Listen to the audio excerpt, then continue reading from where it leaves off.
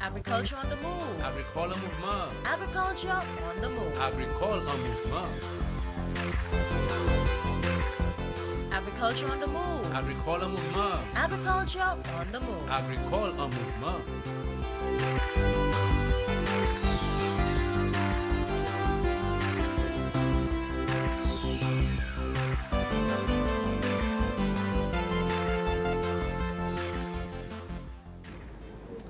Good day again, St. Lucia, and welcome to the program Agriculture on the Move. My name is Phillip Sydney, your host.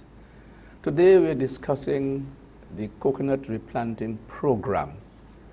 I'm sure those of you who can recall the coconut industry of yesteryear that was booming, now it's no more. However, all is not lost.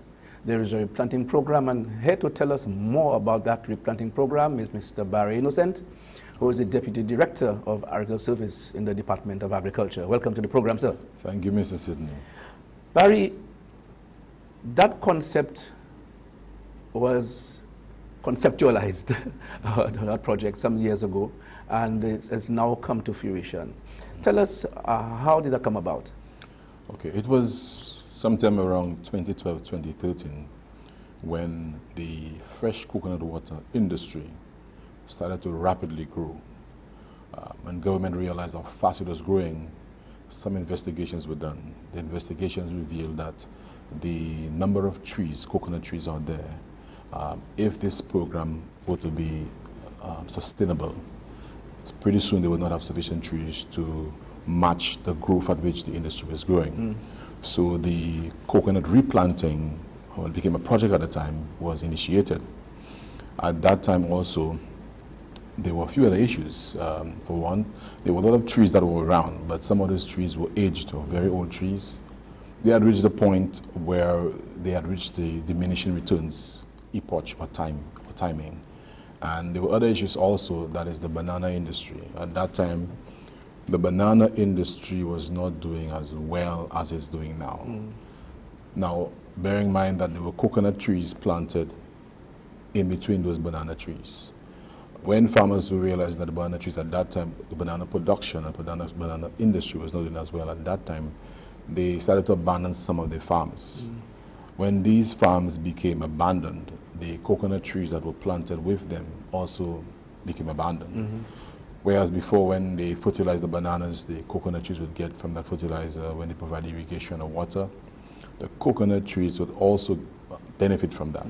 So when these farmers abandoned the banana plants, the coconut trees suffered from that. The ministry, realizing all what was happening, thought it was necessary to have a coconut replanting project to support the industry so that it can be a more sustainable, especially considering the amount of rural livelihoods we saw by the roadside selling coconuts, and we thought to sustain these rural livelihoods we ought to replant. And then it became a project with a specific timeline. Okay. Also, in the replanting program, varieties, of course, were some concern because of disease problems, because one of the problems that we faced with the demise of the coconut industry was the coconut mite. Yes. And then, of course, on the heel of that was the lethal yellowing disease. Yes. How are you going to offset that or try to minimize the lethal yellowing disease from entering St. Lucia? Okay, well, the lethal yellow disease, it made it necessary for us to have a phase 2. Because the project had a phase 1 and a phase 2. In phase 1, we were mostly looking at getting coconut plants locally. But in phase 2, because of lethal yellowing, as you mentioned, lethal yellowing disease, we were forced to import varieties that were showing resistance to lethal yellowing disease from Mexico. But let me just talk a little bit about phase 1 so that people understand where we're coming from, And where you're going. where we are and where we're going. In phase 1, we looked at the rural economy, and that's rural economy, meaning the agricultural contribution to the rural economy.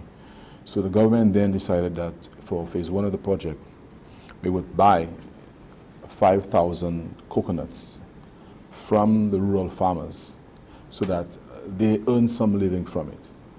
And then we would then take these 5,000 coconuts and use the early sprouting technology on them so they would germinate faster. And after they germinate and they are bagged, at least most of them, then they would be resold to the farmers. But when it is resold at a price much lower than we bought it from them, because the objective there was not to make a profit. The objective was basically to support the fresh coconut water industry. So what happened was, we bought 5,000 coconuts. We then collaborated with CARDI, Caribbean Agricultural Research and Development Institute, and they in turn did the early sprouting component for us. They took it in.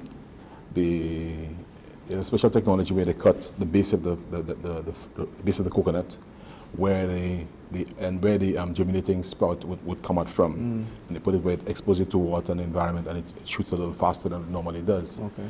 So that took place, and we had 5,000 coconut plants available to the farmers.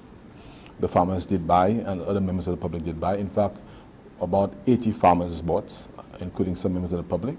So these 5,000 plants went into the ground, which was the objective of the project.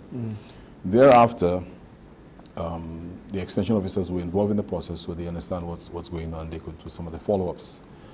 Then, as you mentioned, this project came to an end. The plants were distributed. We then heard, or it was reported, that there is a threat of lethal yellow disease, because by then Antigua, St. Kitts, and Jamaica already had lethal yellow disease. And when we realized how dangerous lethal yellow disease was, because lethal yellow disease, I mean, it can put down a coconut tree in about 6 months. And when we thought about the amount of people that sell coconuts by the roadside, and they use it to buy school books, to feed their families, to provide for their homes. So we thought we need to do something. When we did our investigations, we found out that there's not much you can do, because the pathogen, which is a phytoplasma, also called a mycoplasma, this pathogen, there's not much chemicals you can use to control it. But resistant varieties would work. So we did some further research and found out that Mexico, the Center for Investigation in Yucatan, Mexico, this particular research institution had developed some resistant varieties. Well, they showed resistance. University of Florida also showed that the strain A of the pathogen, that these plants were showing resistance to it. So we thought the best we can do is get it. So we endeavored to do that, and we purchased 5,000 from Mexico. The Mexican embassy worked very closely with us on this. Also, ICA, through Mr. John King and Mr. Brent Theophil, worked very closely with us. We all collaborated to ensure that we got these plants from Mexico. Of course, there were a lot of protocols involved in terms of how you handle these plants. Right? A lot of protocols involved in terms of how they come in, what you do when they arrive in the country, how do you move them from the containers they came in to put them in bags, what soil medium you use in those bags, what kind of a treatment they get when they're in the bag, what kind of irrigation they get. They were not allowed to be given normal flowing of water. It had to be like a mist. So special technologies had to be put in place, a special greenhouse had to be put in place, which is all part of phase 2 now, where all that came into being. And thank God for persons like Mrs. Isman and Ms. Soraya Niles, former DPS, that really ensured that the funding came for us to do that, and for ICA and the Mexican Embassy, and even Dr. Darius Gabriel as the PS at the time, for how they supported and made sure everything happened. So the plants came in, they went through some stress. That is, we had a heat wave that hit us, 2 heat waves that hit us, and it made the acclimatization process for the plants even worse. Okay, hold that point. We are due for our first break. When we come back, we'll continue. All right. You're watching Agriculture on the Move. We're due for our first break. Stay tuned. Bio means life. Biodiversity is the variety of life all around us. All plants, animals, and microbes, and the places where they live. We need to protect biodiversity so that we can continue to enjoy all the resources it provides. Fresh air, clean water, food, clothing, shelter, and recreation. Biosafety ensures that we protect biodiversity against any negative impacts of GMOs while using it safely for national development. For more information on the Biosafety Project and how you can be involved, call 451-8746 or 722-9252. Log on to lc.biosafetyclearinghouse.net or join the mailing list slubiosafety@govt.lc. Welcome back to the program. For those of you who tune in late, I'm speaking with Mr. Barry Innocent, who is the Deputy Director of Agricultural Services in the Department of Agriculture, and we're discussing the replanting program of the coconut industry. Barry, before you continue on the new varieties that are tolerant or resistant to lethal yellowing, I want to go back to your first phase a bit. Okay. You said that 5,000 plants went out, right, and are planted. In terms of evaluation of those plants, in terms of knowing exactly, cataloging where they are, is there something in place so that we can see, yes, Farmer Brown got 10 plants, Farmer Jane got 80 plants, where they are, how they're doing, in terms of agronomic practices are they carrying out? Do you all have an evaluation on that? Well, that's a good question. And yes, we do. Under the Frucadi, at the time it was Mr. Ronnie Pilgrim, he ensured that he did catalog the contact information for everyone that bought these plants. Mm-hmm. This information was then handed over to the extension services, or the agricultural extension services of the Ministry of Agriculture. And himself, Mr. Ronnie Pilgrim, also went on field and did some follow-up on these plants.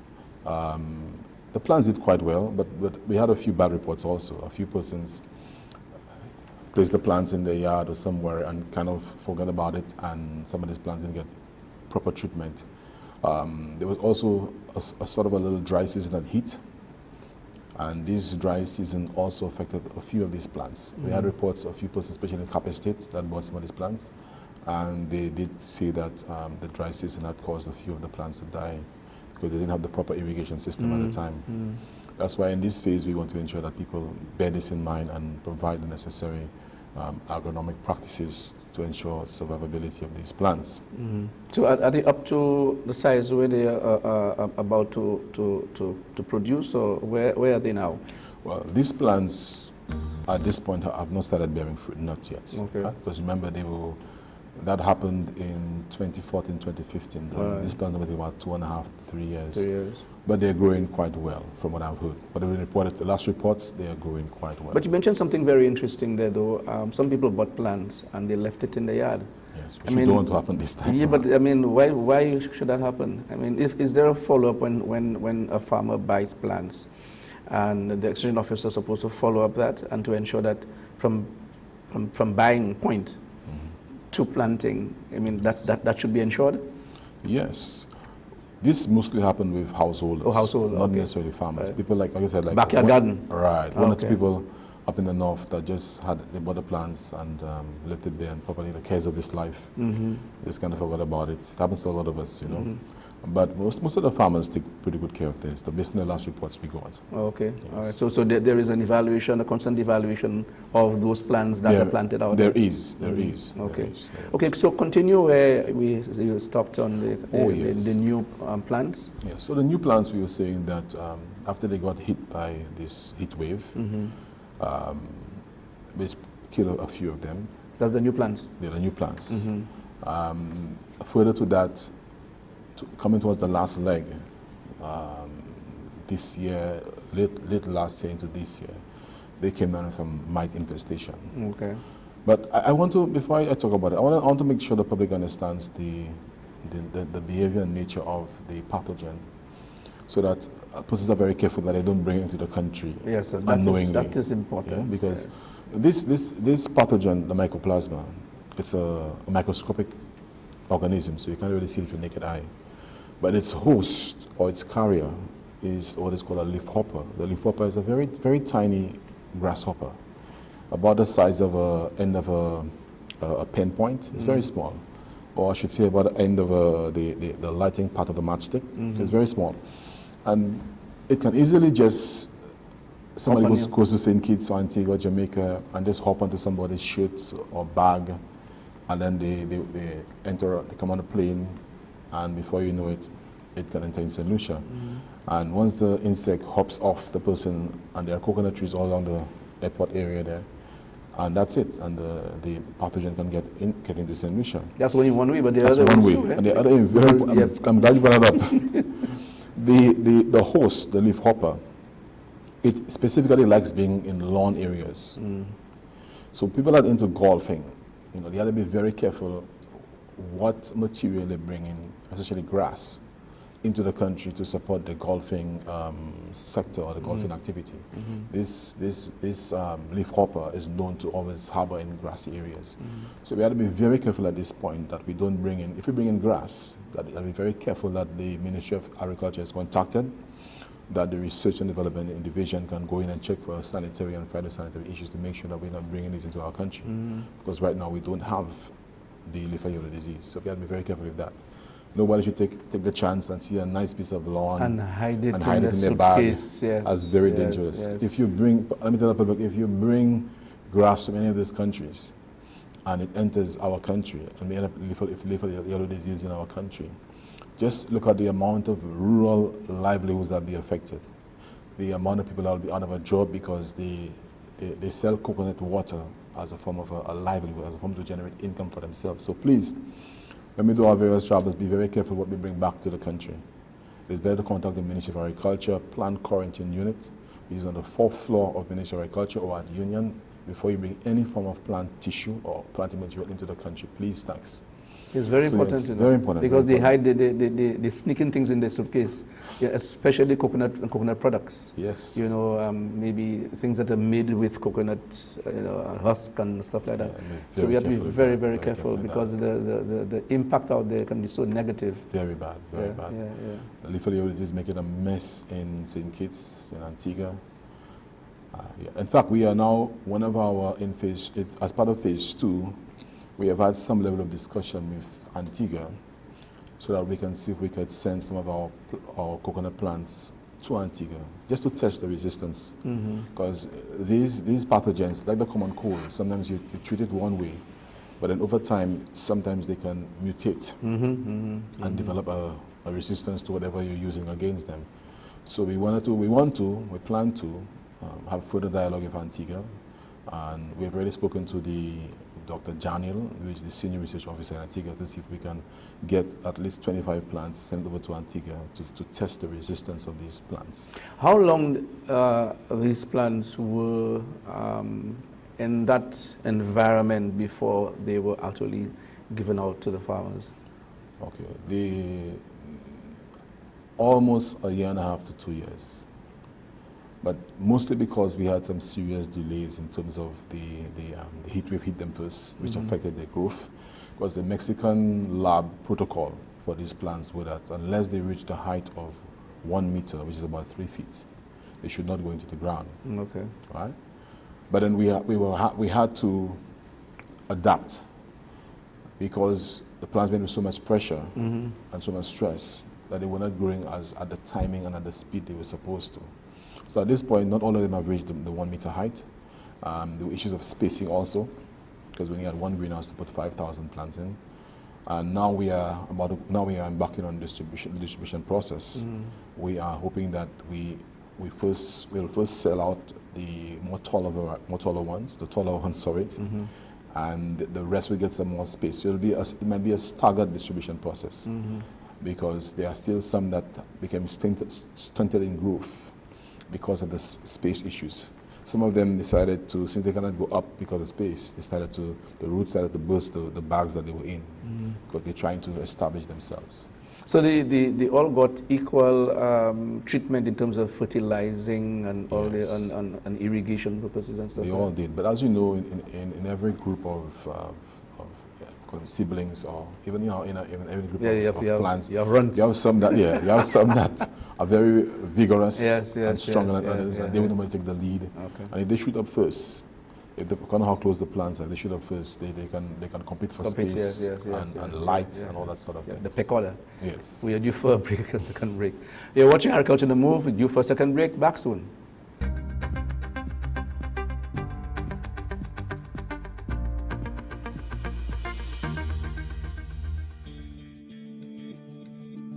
When you're out at sea, there are no service stations along the way or supermarkets for a quick stop if you need something. It is essential that everything you will need while at sea is on the boat before you leave. That's why pre-sea checks are so important. Checks should be carried out by more than one person to ensure that all essentials are on board. Everything on board? Yeah, everything there. Still sitting sure. Yeah, put car with that table.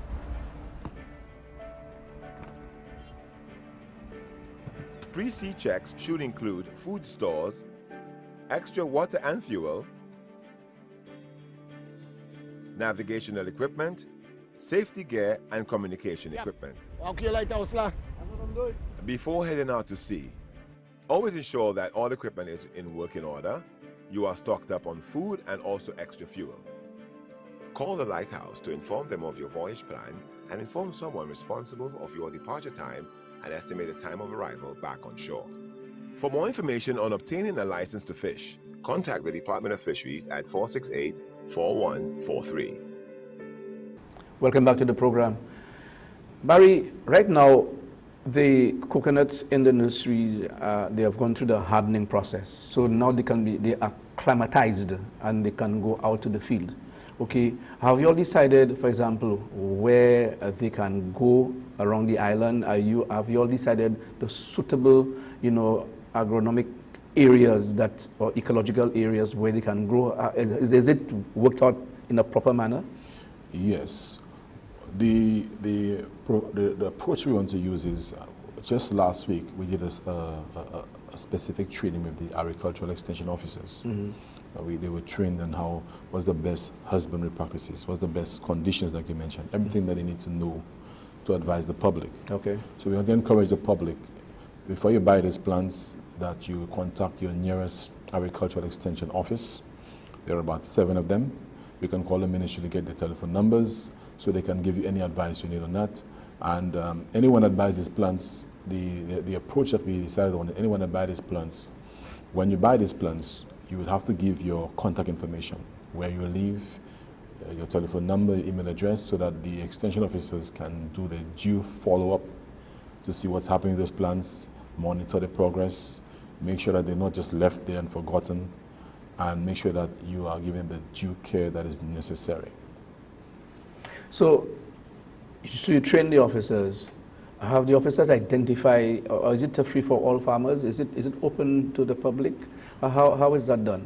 Okay. Well, it's open to the public, to be honest, but we are hoping that the farmers would have rushed forward as farmers. Mm. And I know some members of the public also expressed interest in getting it, but the farmers have also been asking a lot about it. So I know as soon as they're aware that it's available, they will be rushing up at front. So how soon will that be available? They are available from tomorrow, but then a few have been distributed specifically, for example, to CADI as a research institution. We have handed over a few plants to CADI, about 25 plants to CADI, so that they can do the necessary research in terms of observing how they grow, how they respond to our climate, number of leaves, everything that we need to know for monitoring these plants as a research institution. Mm-hmm. We also handed also some to the South Louis Community College farm. Mm-hmm. So they can do also some level of monitoring. Also, the head of research at the Ministry of Agriculture, Mr. Elridge, was a senior research officer. He'll be working closely with the plant propagation manager, and they'll put in 25 plants at plant propagation, so that the Ministry of Agriculture Research Division can also do the due diligence in terms of monitoring and finding out how these plants are doing, so we have some level of observation on these. Is it possible, these plants were from tissue culture production, yes, right? After they have come into bearing, can you also take plants from that tree to multiply further? That's a good question.